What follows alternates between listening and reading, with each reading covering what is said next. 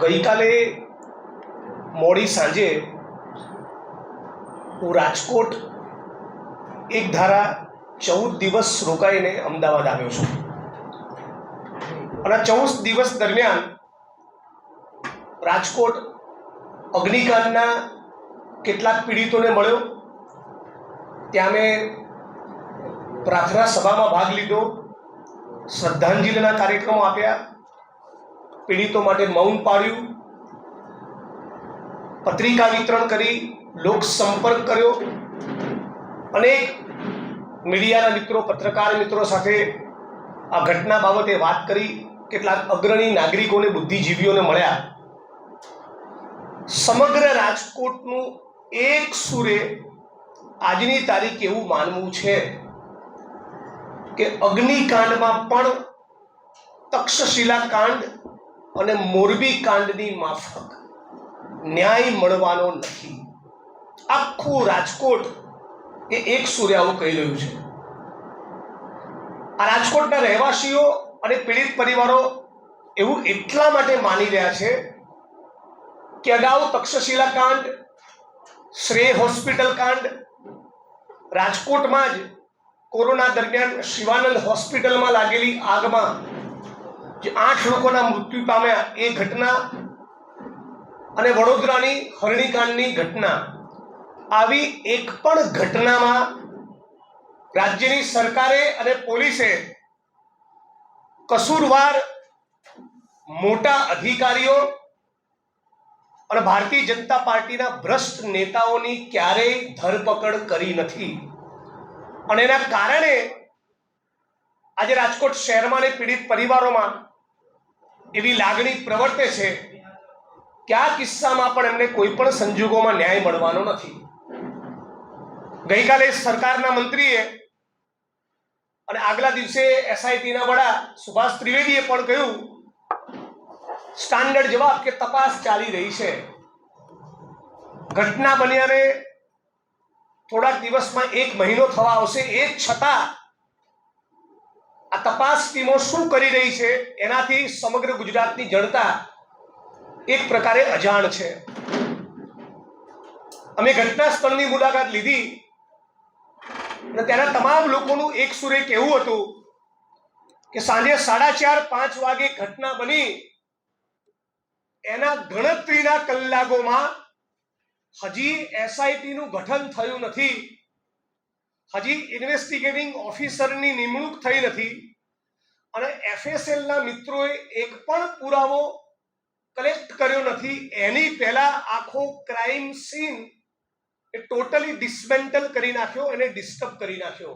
એલએલબીના પહેલા વર્ષમાં ભણનારા વિદ્યાર્થી અને લોકરક્ષકને પણ ખબર પડે છે કે આવી ગંભીર ઘટનામાં કે કોઈ પણ ગુનાહિત કૃત્યમાં પુરાવાઓ એકત્રિત કર્યા ન હોય ત્યાં સુધી ક્રાઇમ સીનને ડિસ્ટર્બ કરી શકાતો નથી। તો પહેલો અને પાયાનો સવાલ, કોની સૂચનાથી અને કયા આશયથી રાજકોટ મ્યુનિસિપલ કમિશનર અને પોલીસ કમિશનર શ્રી દ્વારા આ ક્રાઇમ સીનને ડિસ્ટર્બ કરવામાં આવ્યો? આ સૌથી પાયાનો સવાલ છે, કેમ કે આ કૃત્ય એ પુરાવાનો નાશ કરવા સમાન કૃત્ય છે। અને આપ સૌ જાણો છો એમ પુરાવાનો નાશ કરવો એ પોતે એક ગુનાહિત કૃત્ય છે। તો કોની સૂચના હતી અને કોના કહેવાથી, કયા આશયથી આ ક્રાઇમ સીનને ખોરવી નાખી, ત્યાં જેસીબી ફેરવી દઈને આખી જગ્યાને ક્રિકેટ રમી શકાય એવા ખુલ્લા મેદાનમાં તબદીલ કરી દીધી?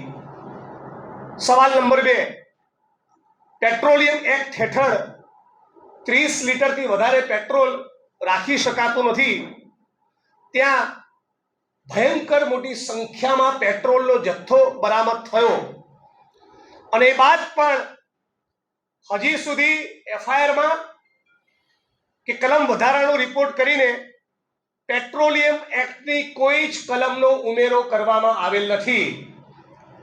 મુદ્દા નંબર 3, રાજકોટ વાસીઓના મુખે એવી ચર્ચા છે કે અત્યારે જે ઓફિસરો ઘટનાની તપાસ કરી રહેલા છે એ ઓફિસર પૈકીના 2 માણસો બરાબર ઘટનાના 24 કલાક પહેલા એક જુગારની મેટરમાં તોડ કરી રહ્યા હતા.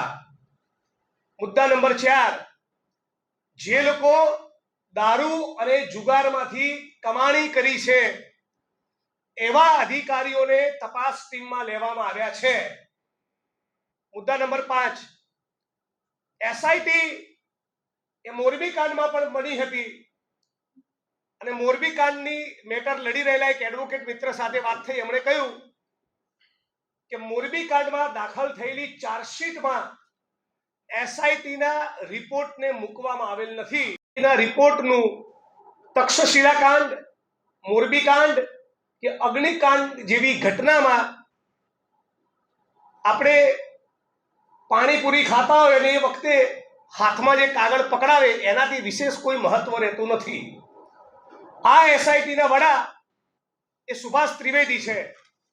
આપ સૌ મિત્રોને જણાવું કે અગાઉ સુરતની એક મોક ડ્રીલના પ્રકરણમાં એક પીએસઆઈ કે પોલીસ ઇન્સ્પેક્ટરના પેટમાં એમણે મોક ડ્રીલ દરમિયાન જેવા જીવતો કારતૂસ હતો એવી રિવોલ્વરથી ફાયર કરીને એમના પેટમાં ગોળી ધરબી દીધી હતી અને એમનું આઈપીએસનું પદ અને નોકરી બંને જોખમમાં હતા. એવી ગંભીર એમની સામે તપાસ ચાલતી હતી, પરંતુ ભારતીય જનતા પાર્ટીની સરકારે એમની નોકરી બચાવી લીધી અને એટલે બાકીની નોકરી એમણે ભારતીય જનતા પાર્ટીના આશીર્વાદ અને એહસાન તળે કરેલી છે.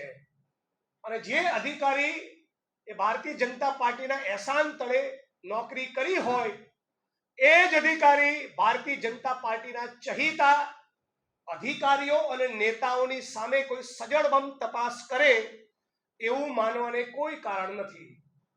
આ સુભાષ ત્રિવેદી સામે નામદાર ગુજરાત હાઈકોર્ટના જજ અનંત દવે જામનગરના એક વ્યક્તિને કસ્ટોડિયલ ટોર્ચર કરવાના પ્રકરણમાં એવી કોમેન્ટ કરેલી હાઈકોર્ટે કે તમારી સામે સીબીઆઈ ઇન્વેસ્ટિગેશનનો ઓર્ડર કેમ નહીં કરવો.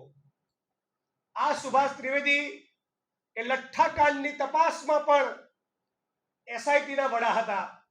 લઠ્ઠાકાંડમાં પણ તમે જાણો છો એમ કે કોઈ એસપી કે આઈજી કક્ષાના અધિકારીની સામે કે જે ભારતીય જનતા પાર્ટીના નેતાઓ પણ પોલીસ પાસેથી હપ્તા લેતા હોય છે એની સામે કે કોઈ જ મોટા મગરમચ્છ સામે કાર્યવાહી કરવામાં આવેલી નથી. આ સુભાષ ત્રિવેદી એ મોરબી કાંડની ઘટનાના પણ એસઆઈટીમાં છે. મોરબી કાંડની ઘટનામાં ચાલેલી તપાસમાં આજની તારીખે 370 થી વધારે સાક્ષીઓને લેવામાં આવ્યા છે. હવે આરોપી જયસુખ પટેલ વતી 5 વકીલો અપિયર થાય છે. આ 5 વકીલો અને છેલ્લે આ સુભાષ ત્રિવેદી અને એમની એસઆઈટીનો એવો કોઈ જ ટ્રેક રેકોર્ડ નથી કે એમણે ક્યારેય ગુજરાતની કોઈ પણ તપાસની મેટરમાં મોટા મગરમચ્છોને પકડ્યા હોય. એટલે મોરબીની ઘટનામાં, તક્ષશિલાની ઘટનામાં, હરણીકાંડની ઘટનામાં એ જ પ્રમાણે અગ્નિકાંડના પીડિતોને પણ ન્યાય મળશે કે કેમ એવો ગંભીર સવાલ એ વિપક્ષ તરીકે અમે ઉપસ્થિત કરીએ છીએ. અને 14 દિવસ સળંગ એક ધારા રાજકોટમાં સેંકડો હજારો લોકોને મળ્યા બાદ હું કરી રહ્યો છું. જ્યારે પીડિત પરિવારોને મળ્યા અને એમની લાગણી સાંભળી અને બધાની એક જ માંગણી છે કે નોન કરપ્ટ, જેની કરોડરજ્જુ મજબૂત હોય અને જે કોઈ પણ રાજકીય પક્ષની ઇન્ફ્લુઅન્સમાં ના આવે એવા આઈપીએસ સુધા પાંડે કે સુજાતા મજબૂદાર કે નિલરિત રાય એવા અધિકારીઓને જ્યાં સુધી તપાસ સોંપવામાં નહીં આવે ત્યાં સુધી આ પ્રકરણમાં પણ અગાઉના પ્રકરણોની જેમ કુલડીમાં ઘોડ ભગાવવાનો છે. આવું ન થાય એટલા માટે અમે લોકોએ રાજકોટમાં, હું અને મારા સાથી પાલ આંબલિયા, લાલજીભાઈ દેસાઈ અને સમગ્ર રાજકોટ શહેર કોંગ્રેસ સમિતિએ 3 દિવસના રાજકોટ ત્રિકોણબાગ ખાતે ઉપવાસ ધરણા પણ કર્યા હતા કે કદાચ રાજ્ય સરકારની સંવેદના જાગે અને પીડિત પરિવારોની માગણી મુજબ આવા નોન કરપ્ટ અધિકારીઓને તપાસ ટીમમાં લે. પણ રાજ્યની સરકાર કોઈ પણ ચમરબંધીને છોડીશું નહીં, આવા એક વાક્ય સિવાય કશું જ આ મુદ્દે બોલવા તૈયાર નથી. એટલે જેમનો કોઈ ટ્રેક રેકોર્ડ સારો નથી, જે કોમ્પ્રોમાઇઝડ છે, અગાઉની મેટરોમાં જેમની સામેના ગંભીર આરોપ થયેલા છે, એવા અધિકારીઓની તપાસ ટીમમાં લીધા છે. બીજી એક બાબત, આ 14 દિવસ દરમિયાન મેં રાજકોટમાં જોયું કે જે રાજકોટની જનતાએ માનનીય વિજયભાઈ રૂપાણીને મુખ્યમંત્રીનું પદ અપાવ્યું, એ વિજયભાઈ રૂપાણી અત્યારે એટલા સ્વાર્થી બની ચૂક્યા છે કે રાજકોટના એક પણ પીડિત પરિવારની આંખના આંસુ લૂછવા તૈયાર નથી. એક 20-25 મિનિટનો આંટો માર્યો, એ પછી રાજ્યના મુખ્યમંત્રી જે પોતાને મૃદુ તરીકે ઓળખાવે છે, એણે પણ આ પ્રકરણમાં જાણે હવે કશું જ લેવા દેવા ના રહ્યું હોય એ પ્રમાણેની ભૂમિકા એમણે લીધી છે. CR પાટીલ પણ આ ઘટનાકાંડમાં હવે કશું જ બોલતા નથી અને ગુજરાતની મુલાકાતે આવેલા અને રાજકોટ લેન્ડ થયેલા ગૃહમંત્રી અમિત શાહ પણ એક પણ પીડિત પરિવારોને મળવા ગયા નથી. અને છેલ્લે આ સુભાષ ત્રિવેદી અને એમની SITનો એવો કોઈ જ ટ્રેક રેકોર્ડ નથી કે એમણે ક્યારેય ગુજરાતની કોઈ પણ તપાસની મેટરમાં મોટા મગરમચ્છોને પકડ્યા હોય. એટલે મોરબીની ઘટનામાં, તક્ષશિલાની ઘટનામાં, હરણીકાંડની ઘટનામાં એ જ પ્રમાણે અગ્નિકાંડના પીડિતોને પણ ન્યાય મળશે કે કેમ એવો ગંભીર સવાલ એ વિપક્ષ તરીકે અમે ઉપસ્થિત કરીએ છીએ. અને 14 દિવસ સળંગ એક ધારા રાજકોટમાં સેંકડો હજારો લોકોને મળ્યા બાદ હું કરી રહ્યો છું. જ્યારે પીડિત પરિવારોને મળ્યા અને એમની લાગણી સાંભળી, અને બધાની એક જ માંગણી છે કે નોન કરપ્ટ, જેની કરોડરજ્જુ મજબૂત હોય અને જે કોઈ પણ રાજકીય પક્ષની ઇન્ફ્લુઅન્સમાં ના આવે, એવા IPS સુધા પાંડે કે સુજાતા મજબૂદાર કે નિલરિત રાય, એવા અધિકારીઓને જ્યાં સુધી તપાસ સોંપવામાં નહીં આવે ત્યાં સુધી આ પ્રકરણમાં પણ અગાઉના પ્રકરણોની જેમ કુલડીમાં ગોળ ભગાવવાનો છે. આવું ન થાય એટલા માટે અમે લોકોએ રાજકોટમાં, હું અને મારા સાથી પાલ આંબલિયા, લાલજીબી દેસાઈ અને સમગ્ર રાજકોટ શહેર કોંગ્રેસ સમિતિએ 3 દિવસના રાજકોટ ત્રિકોણબાગ ખાતે ઉપવાસ ધરણા પણ કર્યા હતા કે કદાચ રાજ્ય સરકારની સંવેદના જાગે અને પીડિત પરિવારોની માંગણી મુજબ આવા નોન કરપ્ટ અધિકારીઓને તપાસ ટીમમાં લે. પણ રાજ્યની સરકાર કોઈ પણ ચમરબંધીને છોડીશું નહીં, આવા એક વાક્ય સિવાય કશું જ આ મુદ્દે બોલવા તૈયાર નથી. એટલે જેમનો કોઈ ટ્રેક રેકોર્ડ સારો નથી, જે કોમ્પ્રોમાઇઝડ છે, અગાઉની મેટરોમાં જેમની સામેના ગંભીર આરોપ થયેલા છે, એવા અધિકારીઓની તપાસ ટીમમાં લીધા છે. બીજી એક બાબત, આ 14 દિવસ દરમિયાન મેં રાજકોટમાં જોયું કે જે રાજકોટની જનતાએ માનનીય વિજયભાઈ રૂપાણીને મુખ્યમંત્રીનું પદ અપાવ્યું, એ વિજયભાઈ રૂપાણી અત્યારે એટલા સ્વાર્થી બની ચૂક્યા છે કે રાજકોટના એક પણ પીડિત પરિવારની આંખના આંસુ લૂછવા તૈયાર નથી. એક 20-25 મિનિટનો આંટો માર્યો, એ પછી રાજ્યના મુખ્યમંત્રી જે પોતાને મૃદુ તરીકે ઓળખાવે છે, એણે પણ આ પ્રકરણમાં જાણે હવે કશું જ લેવા દેવા ના રહ્યું હોય એ પ્રમાણેની ભૂમિકા એમણે લીધી છે. CR પાટીલ પણ આ ઘટનાકાંડમાં હવે કશું જ બોલતા નથી અને ગુજરાતની મુલાકાતે આવેલા અને રાજકોટ લેન્ડ થયેલા ગૃહમંત્રી અમિત શાહ પણ એક પણ પીડિત પરિવારોને મળવા ગયા નથી. 156 ધારાસભ્યો, રાજકોટના 68 કોર્પોરેટરો અને 25 સાંસદોમાંથી એક પણ માણસ આજની તારીખે અગ્નિકાંડના પીડિતોને ન્યાય અપાવવા, એમની આંખના આંસુ લૂછવા એમની સાથે નથી. એનો મતલબ એમ કે રાજ્યની સરકાર એ વિપક્ષ અને મીડિયાનું પ્રેશર ઓછું થાય એની રાહ જોઈ રહી છે અને અગાઉના પ્રકરણોની જેમ કુલડીમાં ગોળ ભગાયો, કેસમાં ભાંગરો વટાયો, એ જ પ્રમાણેનું કૃત્ય એ અગ્નિકાંડમાં પણ કરવા માંગે છે, એવું બહુ જવાબદારીપૂર્વક કહું છું. અને એટલા માટે કોંગ્રેસ પક્ષ તરીકે અમે બધા જ ડિટરમાઇન્ડ છીએ કે જ્યાં સુધી પીડિત પરિવારોને લડવું હશે સુપ્રીમ કોર્ટ ઓફ ઇન્ડિયા સુધી અમે એમની મદદ કરવાના છીએ. અને આ 15 તારીખે રાજકોટ શહેરના પોલીસ કમિશનરની કચેરીની બહાર અમે ઉગ્ર દેખાવોનો કાર્યક્રમ હાથ ધર્યો છે. અને 25 તારીખે રાજકોટ બંધનો પણ અમે એલાન કર્યું છે. જો રાજ્યની સરકાર અને રાજ્યની પોલીસ અમારી અને પીડિત પરિવારોની માગણી મુજબ એક સચોટ તપાસ ટીમનું ગઠન નહીં કરે, પીડિતોને 4 લાખના બદલે 1 કરોડનું વળતર ચૂકવવાની જાહેરાત નહીં કરે અને 1 થી 1.5 વર્ષમાં ફાસ્ટ ટ્રેક કોર્ટમાં કેસની ટ્રાયલ પૂરી કરવાની બાંહેધરી નહીં આપે તો 25 તારીખે અમે રાજકોટ શહેરમાં બંધનું એલાન કર્યું છે. એ બંધના એલાનમાં આગળ વધીશું. મારા સાથી લાલજીભાઈ દેસાઈ એ પણ લાંબો વખતથી અગ્નિકાંડના પીડિતોને ન્યાય અપાવવા સતત એકધારા રાજકોટ રહ્યા છે. લાલજીભાઈને પણ વિનંતી કરું કે આપને સંબોધિત કરશો. પ્રથમ તો હું આ આખા અગ્નિકાંડની ઘટનામાં પત્રકારત્વ અને પત્રકાર જગતના જે સાથીઓ એણે જે એની કરોડરજ્જુ ભાંગી નથી ગઈ એવો આખા ગુજરાતને અહેસાસ કરાયો એ બદલ પત્રકાર મિત્રોનો દિલથી આભાર માનું છું.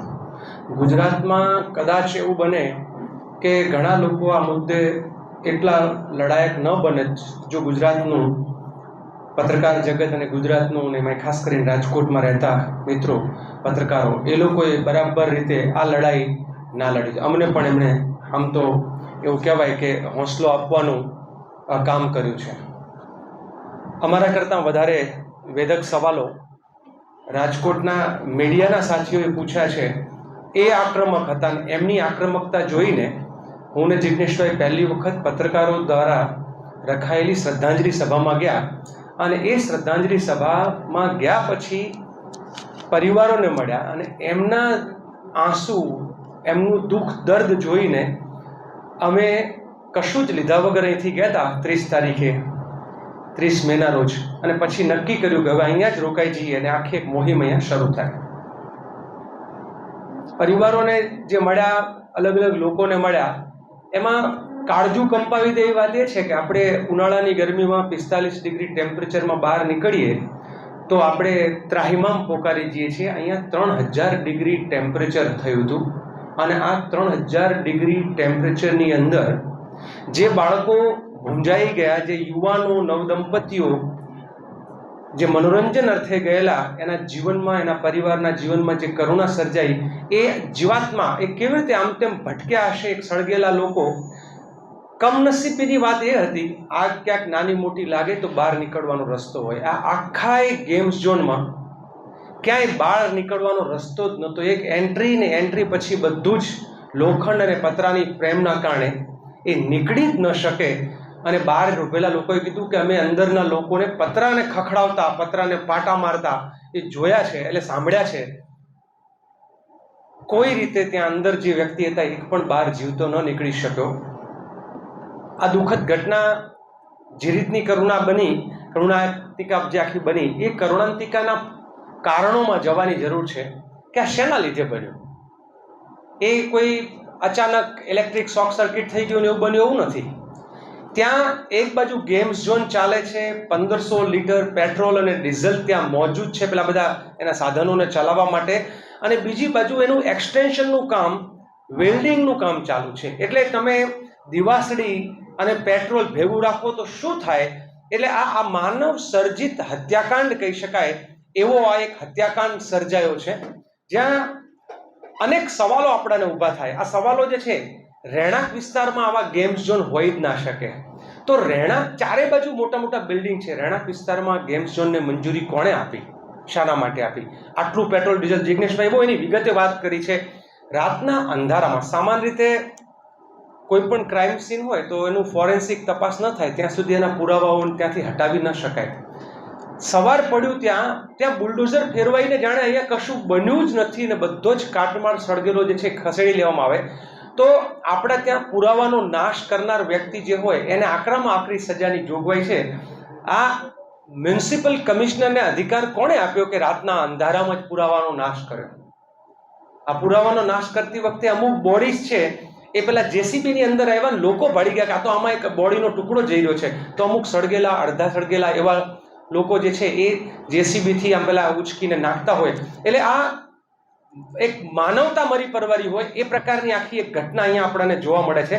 સંખ્યાનો આંકડો 27 કે છે, ક્યારેક 33 કે છે, ક્યારેક વાસ્તવિકતા બહુ જુદી છે. લોકો કે છે સામે નથી આવતા. એનું એક કારણ એ પણ છે કે નેપાળના ખૂબ લોકો ત્યાં એ ગેમ ઝોનમાં કામ કરતા હતા.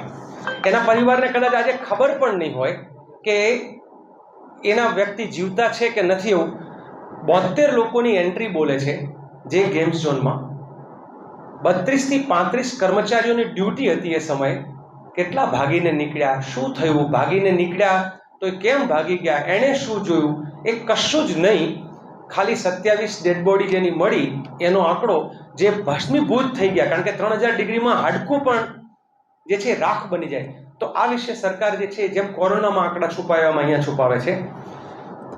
જે લોકોના નામ આવ્યા પૂછપરછ પતી પણ ગઈ એવા સમાચાર છે કે એની પૂછપરછ પૂરી થઈને હવે એ લોકોને મોકલી આપ્યા છે, મને લાગે છે કે જેલમાં. પણ એક પણ મોટો અધિકારી જેણે સાઇન કરી છે, જેણે ઓર્ડર આપ્યો છે, જે આદેશ કર્યો છે, એવા કોઈ જ અધિકારીઓના આમાં નામ નથી. અને આમાં જોવાની વાત એ છે કે જે ડિપાર્ટમેન્ટ પોતે જ આરોપી છે એ આમાં ફરિયાદી પણ છે. એટલે ફરિયાદી પણ એ, આરોપી પણ એ, વિક્ટિમ પરિવારને ફરિયાદી તરીકે સાથે લેવા જોઈએ એવી એક માંગણી વિક્ટિમ પરિવારો તરફથી આવી છે. આખી અમારા ભૂખ હડતાલમાં વિક્ટિમ પરિવારો પણ સાથે જોડાયા.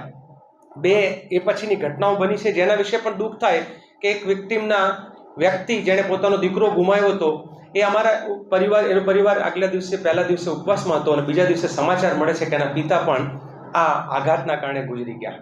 એક બેન જેનો ભાઈ વાલસોયો ત્યાં ગયો તો પ્રેગ્નન્ટ હતી તો એને મિસકેરેજ થઈ જાય છે. કારણ કે આ આખી ઘટના એક સડન કેટલાય લોકોનો રોટલો રડનાર વ્યક્તિઓ આમાં ગયા અને સરકાર 4 લાખ રૂપિયા આપે છે. હમણાં કુવૈતમાં ઘટના બની, આપણા માટે દુઃખદ કહેવાય, પણ છે કુવૈતમાં બનેલી ઘટના માટે ભારતની સરકાર 2 લાખ રૂપિયા અચાનક અનાઉન્સ કરે છે, જ્યારે આપણા જ તંત્રની ભ્રષ્ટાચારની નીતિના કારણે આપણા જ તંત્રના એમના જ જે શાસકો છે એના દ્વારા થયું અને ત્યાં માત્ર 4 લાખનું વળતર ચૂકવવાની સરકાર જાહેરાત કરે છે. આ કેવી મૃદુતા, આ કેવી સંવેદનશીલતા. જિગ્નેશભાઈ એક વાત કરી કે કોઈક એક નેતા તો આંસુ લૂછવા ગયો હોત ને તો પણ પરિવારને એમ થાય કે આ લોકો સાવ નિંભર નથી. ભારતના ગૃહમંત્રી રાજકોટ ઇન્ટરનેશનલ એરપોર્ટ ઉપર મીટિંગ કરે છે. રાજકોટના એ પરિવારોના આંસુ લૂછવા માટે કે એને પૂછવા માટે નથી જતા. રાજકોટના સાંસદ રાજકોટમાં ચૂંટાઈને સર્ટિફિકેટ લઈને કદાચ હું માનું છું કે દિલ્હી પહોંચી ગયા, એક પણ પરિવારને મળવા જવાનો એમને સમય ના મળ્યો. રાજકોટના મેયરને સમય નથી, રાજકોટના ધારાસભ્યોને સમય નથી. તમે દુઃખના સમયે પ્રજાની પડખે ના રહો તો એ પ્રજાના આંસુ કોણ લૂછે? આ બધા સવાલો જે છે આમાંથી ઊભા થાય છે. અને આ બનવા પાછળના 3 જ મુખ્ય કારણ છે. આ બધા એમ કહે ને કે અગ્નિકાંડ શેના માટે બન્યો?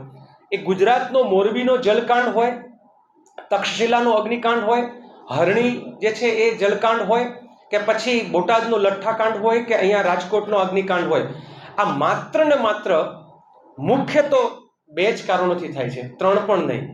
બહુ જ મોટા પાયે ભ્રષ્ટાચાર. 7 લાયસન્સ પૈકીના લાયસન્સો, તમને બધાને આશ્ચર્ય થશે, ફાયરની કોઈ સેફટી નહીં, એક્ઝિટની કોઈ વ્યવસ્થા નહીં, તેમ છતાં મંજૂરીઓ મળેલી. 25/5ના રોજ ઘટના બને છે અને એમાં કોઈ અધિકારી ના પકડાઈ જાય એટલે 26/5ના રોજ વહેલી સવારે અચાનક 21/5એ મેન્યુફેક્ચર થયેલા ફાયર સેફટીના સાધનો સીલબંધ ત્યાં ઘુસાડવાનો પ્રયત્ન કરે છે, જેને મીડિયાવાળા પકડી લે છે, જેને ત્યાંની સોસાયટીવાળા પકડી લે છે. અમારી પાસે પણ એના ફોટા છે. 21/5નું મેન્યુફેક્ચરિંગ થયેલું, મંજૂરી જૂની ડેટની, કેટલાય પહેલાની. તો એનો મતલબ છે કે આ રીતે ભ્રષ્ટાચારને છાવરવાનો અને ગુનાઓ જે છે થયા છે એમાંથી છૂટવાનો એ લોકો પ્રયત્ન કરે છે. આખી આ ગેમ્સ ઝોન છે એમાં એક ભાઈ તો એવો છે જેનું અમદાવાદમાં ટાયર પંક્ચરની દુકાન છે અને આ એનો માલિક છે ત્યાં. આ શક્ય જ નથી. એટલે નામ કોઈકનું છે અને રોકાણ કોઈકનું છે. એટલે આ આખી ઘટનામાં ખૂબ મોટા પૈસાવાળા પોલિટિકલ લીડર્સ અને બ્યુરોક્રસીમાં બેઠેલા મોટા માથાઓ ઇન્વોલ્વ છે કે જેની તપાસ થવી જોઈએ. તપાસ વિપક્ષ તરીકે અમને, અને એનું કારણ એ છે 141 મચ્છુક જે ઘટનામાં બન્યા, પુલમાં બ્રિજ જલકાંડમાં જે મર્યા અને 22 લોકો જે તક્ષશિલા કાંડમાં મર્યા, આ બધા જ લોકો જે છે એના આરોપીઓની પૂછપરછ થયા પછી આજે એક પણ આરોપી જેલમાં નથી. તક્ષશિલાનો એક પણ આરોપી જેલમાં નથી. તક્ષશિલાનો મુખ્ય આરોપીને આજ સુધીમાં પૂછપરછ માટે જ નથી બોલાયો, જેને 5 વર્ષ થઈ ગયા. 5 વર્ષ થઈ ગયા, આરોપીને એક પણ વખત બોલાવ્યો નથી, એક પણ આરોપી જેલમાં નથી. દરેક ગુનામાં મોરબીના જે મુખ્ય આરોપી છે, કમનસીબી તો એ કહેવાય કે એના માટે ગુજરાતના બહુ જ મોટા સાધુ ત્યાં કથા કરીને એમ કહે છે કે આ જે મુખ્ય આરોપી તરીકે જયેશભાઈનું નામ છે, જયેશભાઈ જ ને એનું નામ, એમના છોકરાઓ સાથે એમને દિવાળી કરે એવું કરો. વિક્ટિમ એમ કહે છે કે અમારા ઘરે હોળી છે ને તમને દિવાળીનું શું છે. એટલે આખી તંત્રમાં જે વ્યવસ્થામાં કે આવા ગુનાઓ થતા રહેશે, આરોપીઓ છૂટતા રહેશે, ક્યાંય આ રોકાવાનું નથી. આ રોકાવાનું નહીંનું કારણમાં ભ્રષ્ટાચાર અને મોટા ભ્રષ્ટાચારી નેતાઓની સંડોવણી, જ્યાં સુધી આ લોકો નહીં પકડાય ત્યાં સુધી આ સ્કેમ બનતો જ રહેશે ને નાની નાની માછલીઓ. અને એટલા માટે જે 3 કાર્યક્રમોની વાત કરી કે 15મી તારીખે પોલીસ કમિશનર કચેરીએ ધરણા છે, 25મી અમે રાજકોટ, આપણે 25મી રાજકોટ બંધની વાત તમે કરી કદાચ કેમથી, 25એ રાજકોટ બંધ. આ રાજકોટ બંધ કરાવવા અમે ભારતીય જનતા પાર્ટીના જે રોડ ઉપર ને રસ્તા ઉપર લાકડીઓ લઈને નીકળવા વાળા, તોફાન કરીને રાજકોટ કોઈ પણ શહેર બંધ કરે નથી નીકળવાના. અમે 2 હાથ જોડીને લોકોને એ કહેવાના છે કે આ બાળકો અને યુવાનોની આ પ્રથમ માસિક પુણ્યતિથિ છે, તો આ માસિક પુણ્યતિથિના રોજ એના આત્માને શાંતિ, એની શ્રદ્ધાંજલિ માટે અને સાથે સાથે વિક્ટિમ પરિવારના ન્યાય માટે રાજકોટના લોકોને અમે વિનંતી કરવાના છીએ કે તમારો ને અમારો માયલો જાગતો હોય અને હજુ એમ હોય કે અમારે પીડિતો માટે લડવું છે, આ ગુજરાતની જનતા માટે લડવું છે, તો તમે એક દિવસ રાજકોટ બંધ કરજો. અમને વિશ્વાસ છે.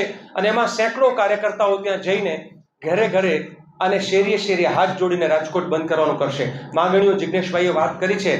નબળા અધિકારીઓને, નબળા એટલે ક્વોલિફિકેશન ખૂબ હશે, પરંતુ જે લોકો ક્યાંક ને ક્યાંક સરકાર જેનું નાક દબાવી શકે એમ છે. 4 SITમાં જેણે કશું નથી ઉકાળ્યું, આ 5મી SITમાં શું ઉકાળશે? એટલે ગુજરાતના લોકોને હવે ગુજરાતમાં ક્યાંય ન્યાય મળે એવી કોઈ જ આશા અપેક્ષા નથી. માટે અમે લોકો આ ન્યાયની લડત જે છે એ લડવાનું શરૂ કર્યું છે.